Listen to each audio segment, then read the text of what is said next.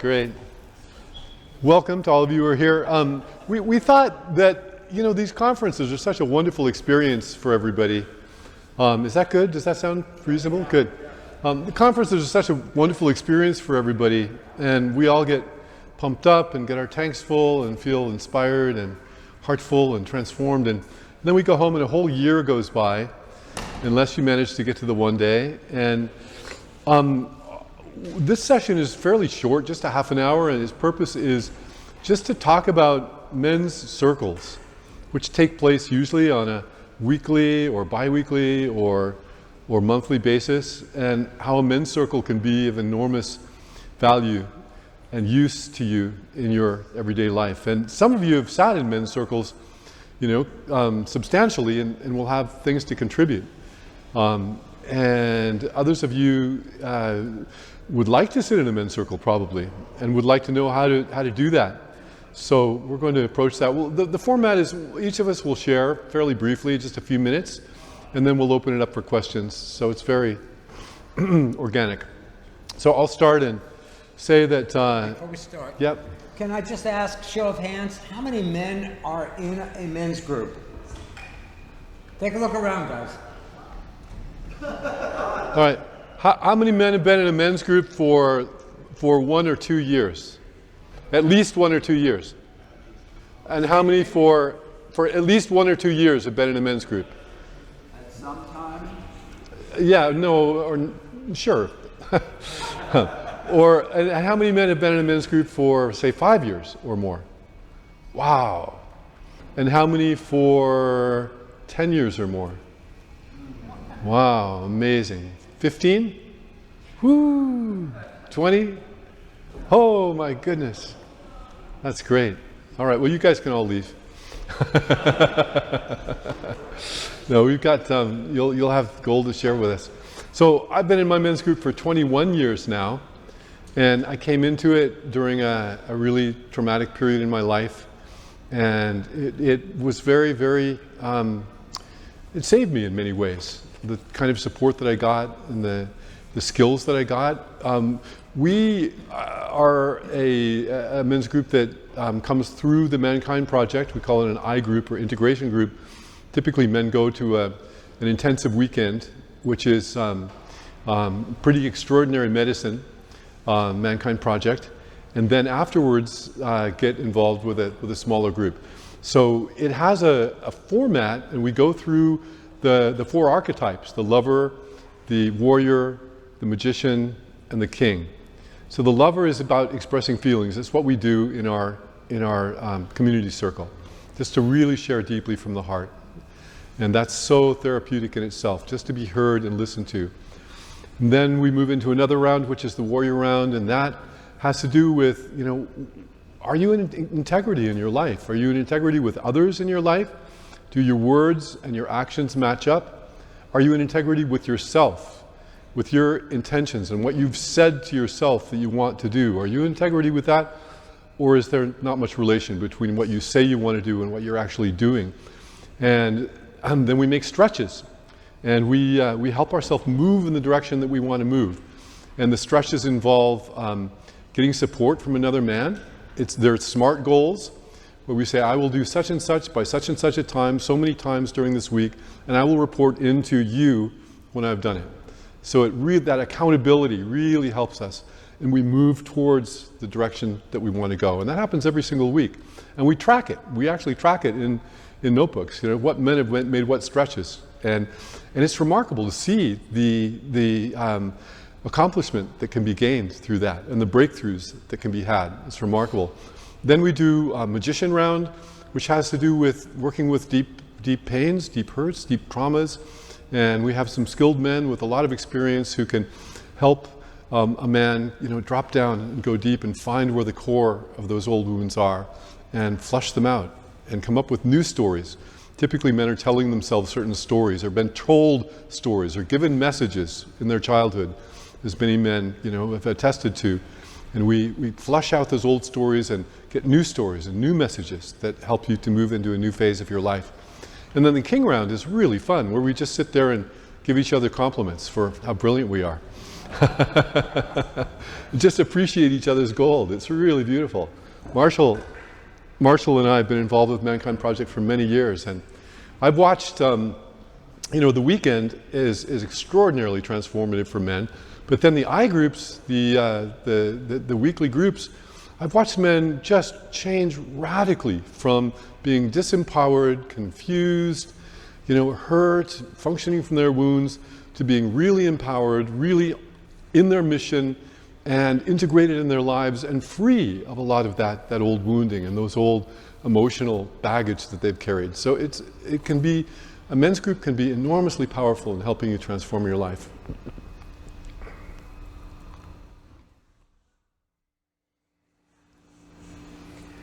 So when I was much younger, recently married, had one child, not yet the second, I felt like my life was very, very complete.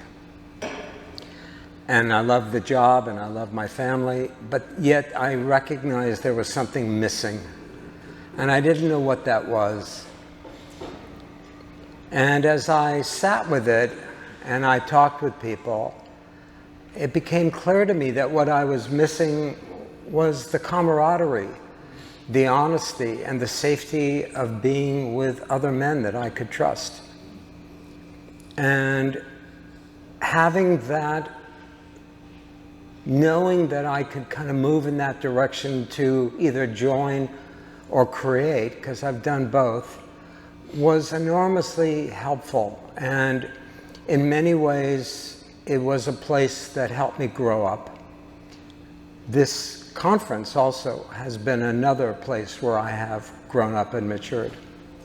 So I'm indebted to the work that men do when they get together with open hearts and good souls to want to support and listen and help heal. So hats off to men that are letting themselves do that work.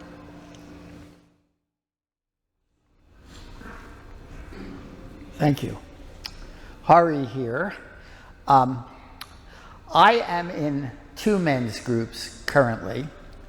One of them has been going on for about 7 years, meeting once a month, and the other, also meeting once a month, has been going on for more than 20. And what I just want to speak to in a bit is, so we just had a community circle. And once a year in a community circle, sometimes it's a man that I heard last year, but that's the best continuity, yearly. And I'll get a report. This person is going through that. And that's a piece of information to me. And it also, that information facilitates fellowship, because I know something about you, you know something about me, and so forth. And that fellowship is very, very rewarding, because just as we're touching in with each other once a year, to touch in once a month or even more frequently is fabulous. Because, all right, so we found out that so-and-so, because he spoke in circle today, recently went through a divorce. Well, in a men's group, you not only get the information that they're going through a divorce, which reinforces the fellowship, because we're all going through the same things sooner or later. But you not only get the information, but you have the companionship of being in touch with that person as they go through it, and you witness and support and facilitate the change that they're going through. And how beautiful that is. So that you're processing. So, as I said, someone may have reported now that they went through a divorce. And a year from now, if we're still the same people attending this conference, I'll hear how that person has moved along a year. But in a men's group, month by month, or even more frequently, that fellowship is invaluable. We're going through it together. We don't even have to say anything about it, but the support is there. and it's invaluable, and it's more than just a conveyance of information. As I said, the fellowship, the caring, the knowing, and watching us age together to go through the same things. There's nothing like it. So if you're not, I commend you men for being, responsible to yourselves, and so many of you are already in men's groups, but if not, get the hell in a men's group, because it's just, there's nothing like going through it together.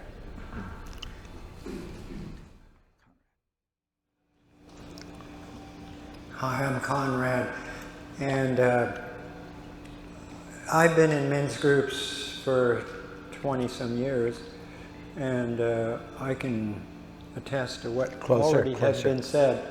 Can you hear me okay? Yes. Okay. I wanted to talk about the group that I'm currently in, which is for people going through the aging process. And I started working with this group probably about 5 years ago, and it's amazing to me how we can let go of the physical losses and examine and explore the emotional and psychological benefits that, and spiritual benefits that we all want to go through at some point. If we can let go of, and it's hard to let go of our physical losses, our eyesight, our hearing, and mobility issues. I don't know how to explain it, but it's like transforming to know that there are so many other parts of us that we can explore and benefit from getting in touch with. And that's what I work with my group with, on helping them find those benefits to achieve a better journey through their life expansion.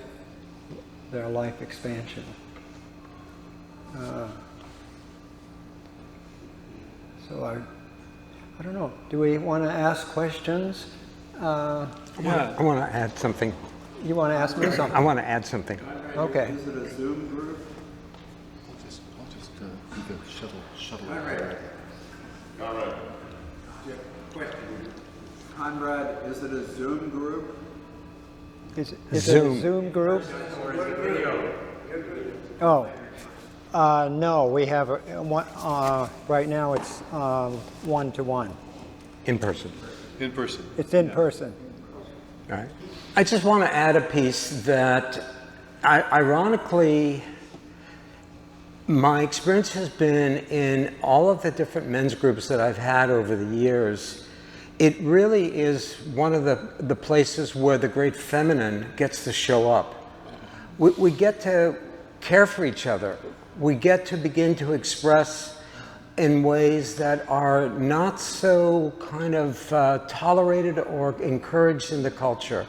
So there's a pushback that allows for certainly something that I yearn for, which is a greater sense of enjoying the feminine ways that we get to be connected and intimate with one another, which is part of the fellowship.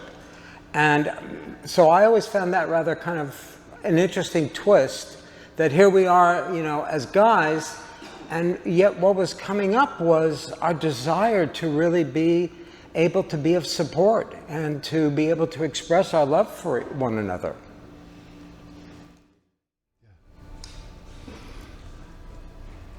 Yeah, we could characterize that as feminine, or we could say it's a intrinsic part of masculinity that's been greatly overlooked.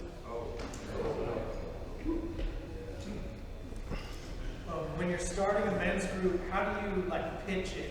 How do you describe the concept that you have?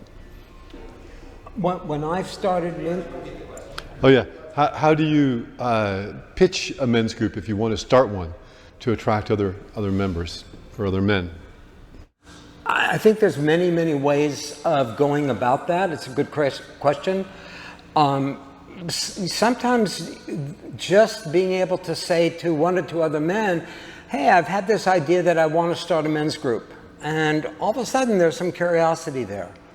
They may not be ready to kind of, sign the contract, but there's some interest. And then, all you need is 2 or 3 guys to start, and the energy begins to kind of expand from there.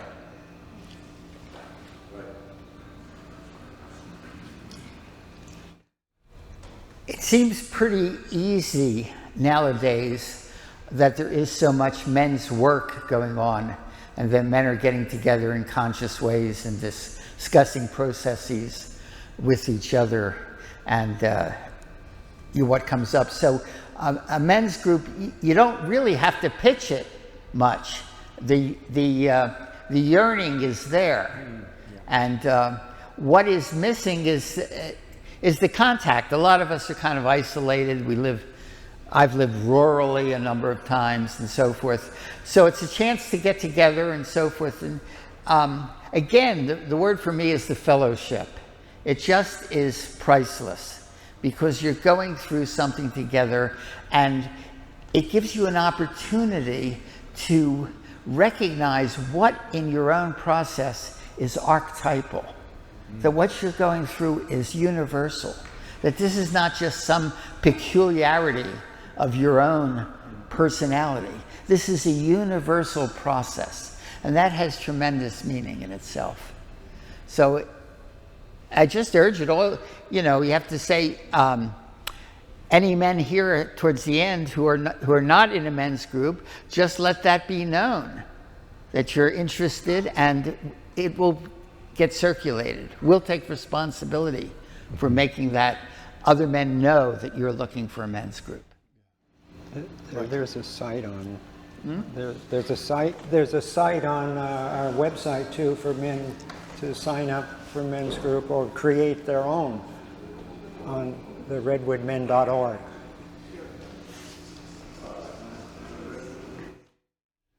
It's really valuable to have at least a nucleus of a couple of men that have experience, so that when you do attract new men to come, there's something that they're coming to. And it's a little awkward with one person, teaching everything and modeling everything, but if there's two who can both model deep sharing, vulnerability, and asking for support, then that gives a kind of a safety. It establishes a culture, even with two men, that others then can catch on to. And another really important dimension is rhythm and ritual and things that you do every week. It's not just, you don't just come together and start talking. There's a certain rhythm, a certain ritual to the evening. Yeah. What about that, Garth? What's a format? What is that rhythm for you? Yeah, well, in my men's group, we do exactly what I was saying earlier. We have what we call the lover round. And that's the way, the evening starts actually outside. And we gather in a circle, even if it's just 3 or 4 men, gather in a circle with our arms around each other's shoulders. You say, let's do a really quick check-in. What was the high point of your week? What was the low point of your week? And the man who's leading that will say, just take 30 seconds to a minute to cover that. So we get a little bit of control. Then we go in and we sit down in a circle, and this is the lover round. Each man has 2 or 3 minutes to share what's really deep in their heart.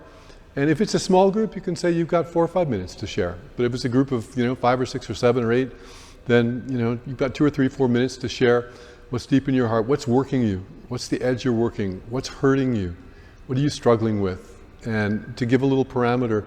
And then you go around in a circle. and one man at a time, and just listen and don't comment. You can, a man sometimes will say, do you need support on that? And we'll say, yeah, I'd really love support on that. Okay, I'm here for you, let's talk later. But otherwise, not any sharing. And then, as I said, we move into our next round is the warrior round. You know, where do you need the sword more in your life? Where do you need more discipline? Where do you need more structure? Where do you want to go, and how are you going to get there, and how can we support you in doing that? That's our second round. So you format it the way that you want to, but to have some rhythm to the evening. Yeah. Yeah, Jeremy. Seeing as how you've all been in men's group for 20 plus years, I've only been in men's group for a year or two, but how have you come across challenging situations where you wanted to bring accountability into the circle, you know, maybe especially as elders, in a graceful way, to a situation that you didn't personally have anything to do with? You mean like when there's tension in the group, there's something? Could be between not two other men in the group, but an outside situation, if at all. One thing I'll say, it may... Repeat the question, yeah. Yes. His question is, how do you deal with accountability within the group? How do you make each man responsible? I think something has to do with it is you want to mark the group as distinct from the regular world outside. You're coming into this group once a week, once a month, whatever it is, and each group that I'm in starts with some sort of ritual, an invocation, a lighting of the candle, bringing in the spirit, whatever the group has agreed is the omnipresent higher witness to the group. You want to address that. You're stepping across a threshold, a barrier, and you want to note that. We're here and we started with this invocation. And then when men have the check-in, they're checking in and they're aware that Spirit is witnessing or Spirit is supporting. We've made a transition from the doorway of the outside world to this inner world of the sacred. And that can take any form that you wish. I'm not 100% sure what you're asking, Jeremy. So I'm not really addressing it. You're saying something about accountability outside the group. I'm not quite sure what you're asking. If there were times where you were tempted to give advice, maybe is another way of framing it, where you start to flirt with, while that's not recommended, ways of gracefully bringing, especially as elders, some type of counsel, where you felt called to bridge that moment where you wouldn't normally offer advice or counsel, or, and I use the word accountability, and I find that to be a difficult area in the space, so I'm wondering how you guys have come across that. I could answer that. Go for it. Before you do. Yeah. My thought about that is, how do you not give advice when the temptation is there? Is that in the ballpark? How do you give advice? So part of it is that I think that for me, there is that sense that as somebody now in the elder position, I know that it isn't about my words or my advice or my experience. It's about, in many ways, recognizing that the work and the medicine, if you will, lies within the man in front of me.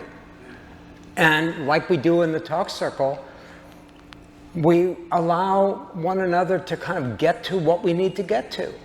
And that's the process of being in a container, a sacred container, where that gets to be kind of the work.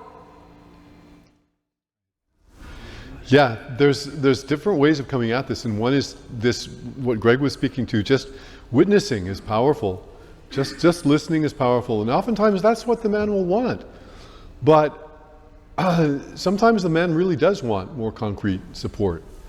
And I think that the key ingredient, the key element is permission, and to ask them what they want and what they need. Would you like to be just listened to? Do you want to just be witnessed here tonight? And sometimes they'll say, yeah, I just need to talk. I just need to get this off my chest. I just want to be listened to. And if you sense that maybe they want more support, would you like support? Would you like men here to offer you some support, to offer some ideas that might help you in your situation? Sometimes they'll say enthusiastically, yeah, that would be great. That would be great. And even that is like the first doorway of permission. And then each man that has an idea will say, would you like to hear what comes to me? So they're constantly giving consent or asking, they're giving permission for any words that come their way. But the best kind of, I agree with Greg, that sometimes the best kind of support comes in the form of drawing out, of asking questions. Instead of giving advice, asking questions, letting the wisdom come out of them. Because they oftentimes will know. They'll oftentimes know. Yeah.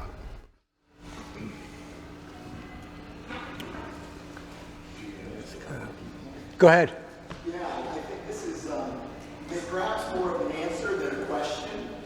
It seems like a really appropriate time to mention this. We plan to mention it tomorrow, but last year, I believe in previous years, the group that I sit with offers a reintegration of sorts. So Jake, Tom H, and myself, Tom G, just come and talk to any of the three of us.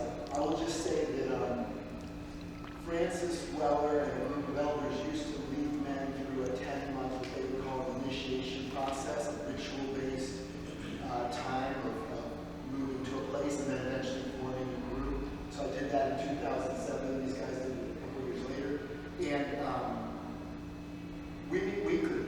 So I've been meeting weekly for a long time, and I think you guys mentioned it, just the durability of just like, oh, wait a second, that's the same. We have some accountability, so we'd be like, I've actually heard that story a number of times. Where's the shift? So we can sort of establish a relationship and push each other a bit. But the point I'm making is that a week from now, just details, we're going to have an open invitation to all the RMC men that are here that want to come and have a sort of a follow-up. We've done this last year and maybe a year before. And then we also have the intention to open a monthly open weekend that will be invitational. So men that are doing this work once a year and want more of they want that ball of thread to follow a little more, so to speak. And also in September, we'll be having a weekend retreat that will echo some of this.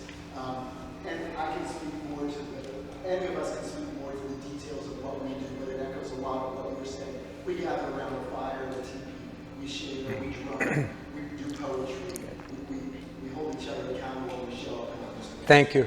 Yeah. Great, thank you. I have a comment I wanted just to make. I remember when I moved 35 years ago to Davis, and I was beginning to look for a men's group. And one of the comments was circling around this was that the reason one man said he wanted to be in a men's group was that when he died, he wanted to have the men that would be his pallbearers be men that knew him. And that really stuck with me.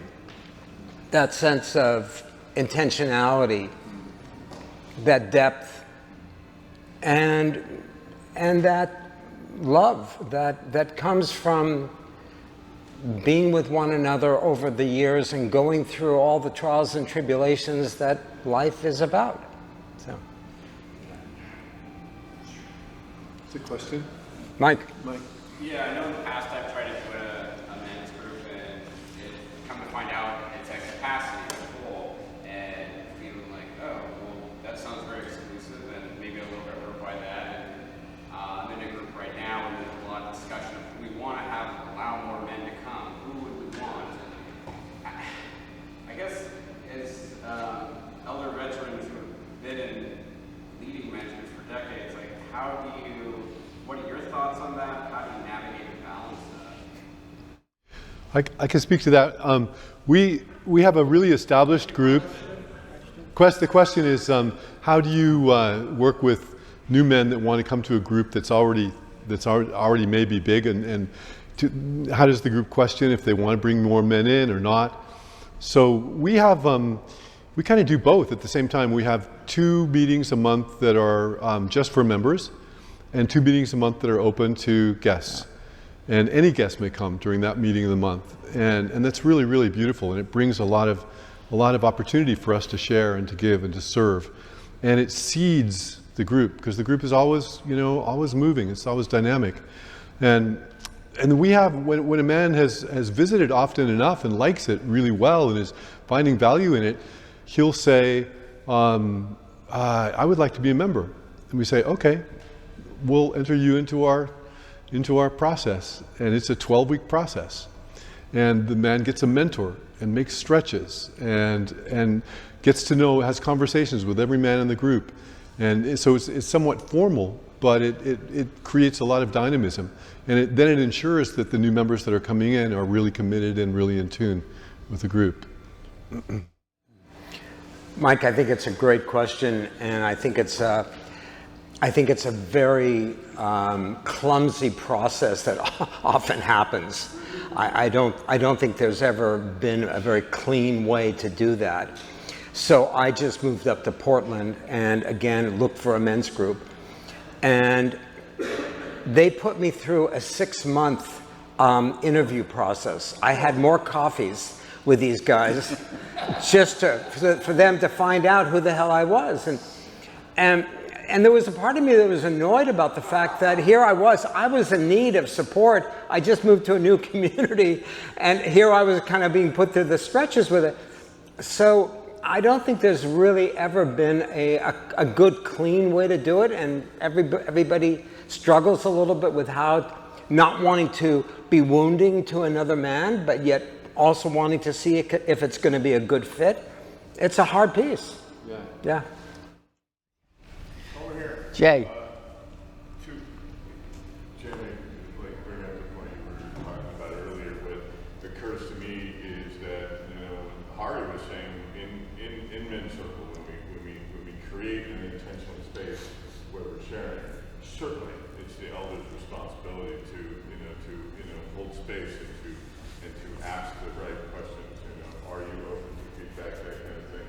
But I think also, like what you're talking about, areas not only are we bringing in spirit in that ritual, we're inviting people to go deeper. We're inviting in all men in that circle to step into their truth and speak their truth and take responsibility for themselves. And that means saying up front, hey, either before or after the share, I'm not really open to talking about it. I just want to be witnessed. And a lot of times, that's what we're all here for. We're all here to support each other in the ways that we need. A small group just allows for more intimacy, deeper sharing, and more vulnerability, which is amazing. And Garth and his men and mankind, I know that everybody hasn't done that. I did it, and I'll tell you what, pissed me off, and I loved it, and I screamed, and I cried, and I laughed, and it was an incredibly intense experience. And I would suggest every man do it once, whether or not you go on with I-groups. It was incredible. It was great mentor based on Iron John. That's about all I'm going to say. Well said. Push everybody together. Yeah. Any other questions? Let's bring it to a close, maybe. How do you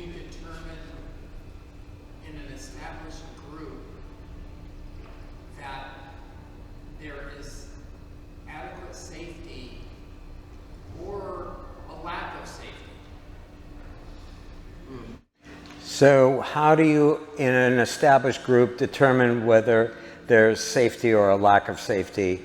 Obviously, we're talking about emotional safety, not physical. Okay. I think one of the beauties and the demands of being in a group is that we have to be able to deal with conflict. People are different. People have different needs. We all know that.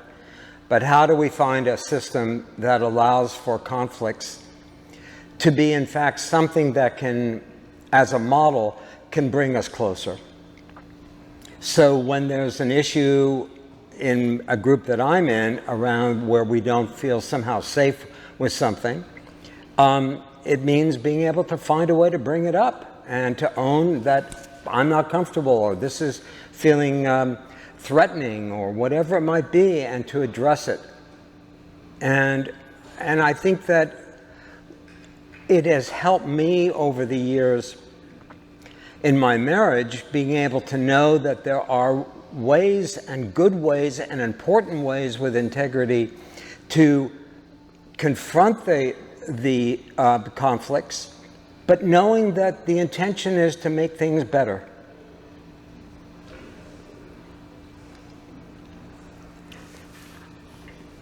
Any further questions?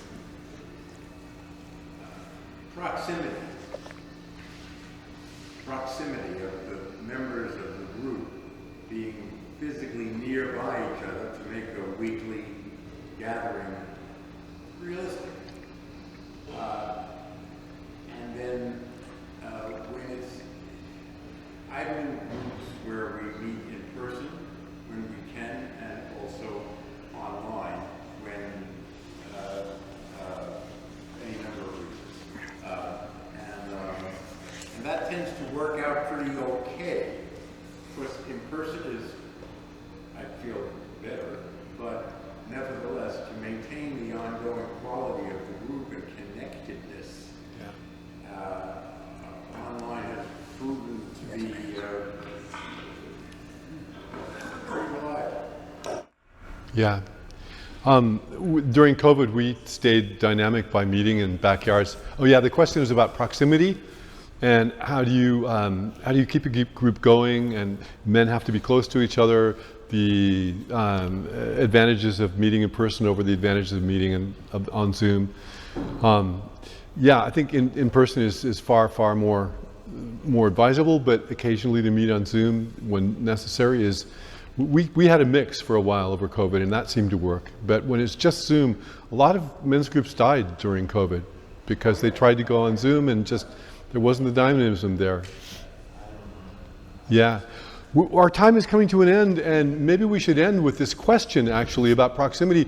Maybe it would be a good idea to have men who are in established groups just stand and speak and say where your group is, and if you're open to new members, and so people can see your faces and see where you live, where your group is, and see if maybe that's a possibility for you.